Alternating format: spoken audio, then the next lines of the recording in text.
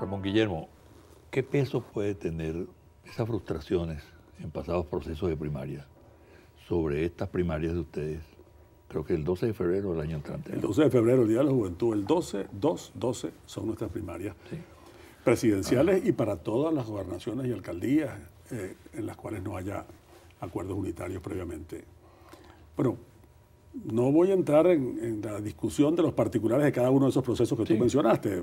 Desde luego, sería interesante, pero digamos, no para este momento. Existieron y las razones son distintas así es, también, sí, claro. ¿no? Y lo del contexto, lo de la nueva fuerza entre URD y el MEP era un colegio electoral, más bien. Era indirecto. Y en el caso de AD se llamaron primarias aquellas de Prieto que no eran exactamente. Y las nuestras ya Caldera se había ido. Ya Caldera había decidido postularse por su lado en esas primarias que fueron entre Eduardo, Osvaldo y Humberto Calderón. Pero nosotros hemos tenido ya experiencia de primaria. Una premisa, que fue para elegir al candidato a la gobernación del Táchira, a Pérez Vivas. Otra ya en la mesa, la elección de nuestros candidatos a diputados el año pasado, que en 17 circuitos, 22 candidatos pudimos hacerla. Entonces tenemos una experiencia, hay una andadura en eso. Tenemos además que es una primaria que forma parte de una política y eso es importante. ¿Por qué? Porque no es que nos entendimos para hacer una primaria, sino que venimos entendidos desde hace rato en un camino que es la Mesa de la Unidad Democrática, que es siempre un proyecto de construcción donde cabe más gente, que tiene puertas abiertas para otros, pero que tiene una política, que tiene una estrategia, que tiene unas reglas, y todo eso es muy importante. Y fíjate tú, las reglas de la selección de candidatos para esta nueva se aprobaron por unanimidad. La Comisión Electoral de Primarias se aprobó por unanimidad. Y por unanimidad se están designando, unanimidad en el acuerdo entre la Comisión Electoral, que es autónoma, y en las mesas regionales se están designando las juntas electorales de los estados, que ya van 12 o 13 de las 24 y esperan tener para fin de julio todas designadas, que son las que van a organizar el proceso. Entonces hay pues, con diferencia a otros eventos, hay una política dentro de la cual las primarias son un hito, una manifestación. Por eso son tan sólidas y por eso es que, volviendo un poco a lo que hablabas en el segmento anterior, la manera nuestra de escoger nuestro candidato es la elección primaria. Tú hablas de una política. Esa política es la búsqueda de la unidad. No, la búsqueda de la unidad Sí, la unidad es una política. Exacto. Y la unidad es para producir un cambio político democrático. Pasar de una situación en la cual tenemos un gobierno constitucional que no actúa dentro de la Constitución a un gobierno constitucional que actúe dentro de la Constitución. Ese es el rumbo, ese es el camino, esa es la propuesta. Te pregunto, para esa actividad que cumplió la oposición hasta hace muy poco, que la colocó varias veces al margen de la Constitución, ¿eso significa que esta política estará en el marco permanentemente de la Constitución? Está. En este tiempo hemos tenido muchas experiencias nosotros.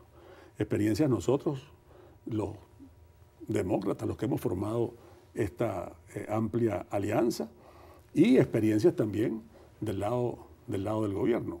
Cuando nosotros decimos que justamente se trata no solo de una política estrictamente constitucional, una alternativa electoral para las elecciones del año 2012 y, desde luego, una alternativa de gobierno, porque de esa elección va a surgir un gobierno nuevo, un gobierno distinto. Esa es nuestra propuesta, ese es nuestro compromiso.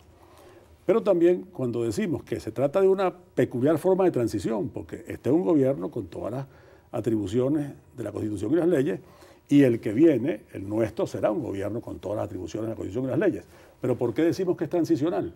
En realidad es transicional porque pasamos de una situación en la cual el gobierno y los poderes públicos, habiendo sido elegidos dentro de una Constitución, tienen una noción muy laxa, muy revolucionaria de esa Constitución, que no se sienten tan comprometidos con ella, a un gobierno que actúe dentro de la Constitución completamente y se empeñe en que tenga plena vigencia. Yo sí considero que ese es un paso muy importante, ¿no? Que se ha operado en el pensamiento y en la actuación de la oposición. Creo que uno de los problemas que ha tenido el país, tú me podrás decir que hay muchos otros, pero desde mi punto de vista ha sido la equivocada política en términos de la oposición, ¿no? Yo como demócrata creo en la necesidad de una oposición fuerte, que trace un camino, que se presente como una alternativa. Ahora, ¿ustedes no creen que están poniendo demasiado énfasis en el tema de la unidad? Por ejemplo, me explico, si no la están mitologizando demasiado, si llegara a fallar algún elemento en ese proceso unitario, eso no afectaría el efecto hacia la... La gente entiende bien, y lo demostró la elección parlamentaria del 26 de septiembre pasado. Aquí se ha constituido un polo que tiene una fuerza centrípeta muy grande y en realidad todos los caminos conducen a la unidad porque cada vez más eso se va fortaleciendo. Y la gente lo entiende bien.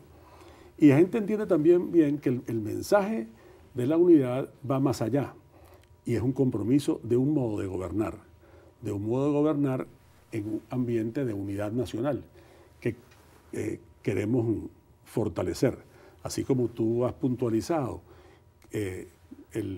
como un error nuestro, unas equivocaciones en algún aspecto, bueno, yo quisiera puntualizar que yo creo que la principal equivocación del gobierno es no comportarse como gobierno de todos. Es un gobierno solo de una parte, por cierto, de una parte cada vez más pequeña.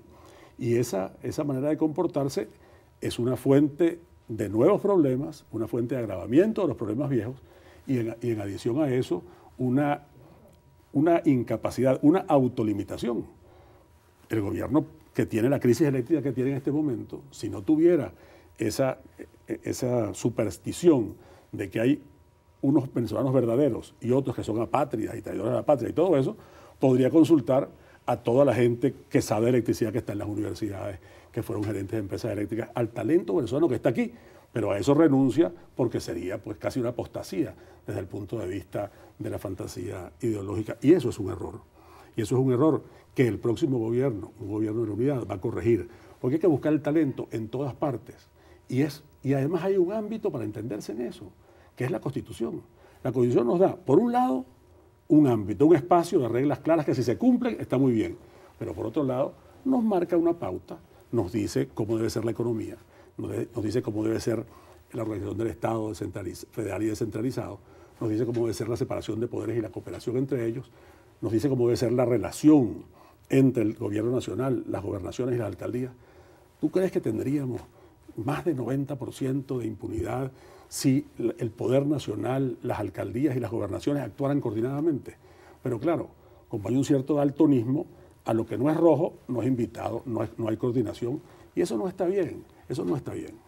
No, indudablemente que no está bien, como no está bien también una visión sectaria que tiene la oposición, que rechaza incluso casi en términos raciales al chavismo, que demostró con el episodio del golpe del 11 de abril hasta dónde podía llegar en esa situación. Pero yo no quiero colocarme en un plan de debate contigo porque Así es. yo no te traje para escucharte, ¿no? Para Así que tú digas tus puntos de vista, Así es. sino simplemente puntualizar que yo creo en el diálogo, ¿no? Creo en el diálogo y que es muy importante que uno de los aportes en esta campaña electoral sea, primero, elevar el nivel del debate, ¿no? Debatir los proyectos, el proyecto socialista, chavista, el proyecto que tiene la oposición, que es importante que lo conozca el país. Y en segundo lugar, bajar las tensiones, ¿no? Creo que la polarización perjudica a todo el mundo, y principalmente a los ciudadanos rasos y comunes, ¿no? Entonces, buscar distender la política sería un buen aporte en esta campaña electoral. Fíjate que no solo tú estás de acuerdo con el diálogo, eres partidario del diálogo. La verdad es que la mayor parte de los venezolanos son la crispación, el enfrentamiento. Lo que en las encuestas aparece como más criticado al gobierno es justamente la pugnacidad. Gente a la que le gusta el proceso por distintos modos, sin embargo no le gusta la pugnacidad excesiva. Y yo tengo un dato, que es un dato muy interesante, que para mí fue una ratificación en una convicción que yo tengo por razones de mis ideas y de mi manera de ser. En la campaña del 26 de septiembre quedó demostrado completamente que toda la prédica del odio, toda la prédica de la crispación, de los venezolanos que somos enemigos entre nosotros, no tiene asidero en la vida real. No hubo un solo incidente con candidatos nuestros en ningún sector del país, ni uno. La única cosa fue completamente aislada el día de las elecciones a Iván Olivares, que lo agredieron unos señores de la escolta de un candidato. Pero no fue un hecho espontáneo de la gente, en ninguna parte del país. En ninguna parte del país. Barrios populares, urbanizaciones, ninguna agresión, ni a la vez tampoco, ni al revés tampoco.